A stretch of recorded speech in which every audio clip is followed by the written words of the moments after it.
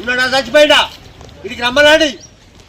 ఇప్పుడు వస్తాగా ఎలక్షన్లు ఒక్కొక్క రమ్మని ఇప్పుడు మోర్లు క్లీన్ చేయమంటే క్లీన్ చేయరు. మున్సిపల్ కమిషనర్ చెప్తే ఏదో చిన్న మున్సిపల్ కమిషనర్ ఉంటాడు.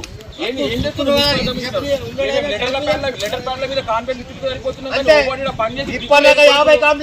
మున్సిపల్ వాళ్ళకి కూడా మేము ఇంటికి 150, 200 వేసుకుంటా క్లీన్ చేపిస్తున్నాము మున్సిపల్ వాళ్ళతో. మరి ఎందుకు మున్సిపల్ ఉన్నారు వ్యవస్థ, మున్సిపల్ వ్యవస్థనే తీసి పడేయండి. కౌన్సిలర్ ఫోన్ చేస్తా, కౌన్సిలర్ లేపడు. ఎమ్మెల్యే ఫోన్ చేస్తా, ఎమ్మెల్యే రాడు. ఎందుకన్నా వ్యవస్థ లేకపోతే మీరు బతుకురా. మీ ఓట్లు మాకు అద్దను, మేము వెయ్యలేం. ఏదో రకం బతాం, కైకిలు చేసుకుని ఏదో రకం బతాం, ఏమని వేసుకుంటాం. ఓట్ల కోసం రాగానే ఓట్లేరి 500 ఏరి. ఎందుకు ఇది బతుకు? రాకూరు రాజకీయ నాయకులు అంటూ మా కాలనీకే రాకూరి. అందరం వచ్చి మాకు ఇన్ని పైసలు వేసుకో, మేమనే రోడ్లు ఏమైనా వేసుకుంటాం. ఒక్క రాజకీయ నాయకుడు మా కాలనీకి రాకూరి. మనిషికి పైసలు వేసుకున్నా, కైకిలు చేసుకున్నా మేము రోడ్లు బాగు చేసుకుంటాం. ఓటు కోసం వస్తే మాత్రం తంతాం. ఇది పక్క. ఓటు కోసం వస్తే మాత్రం తంతాం.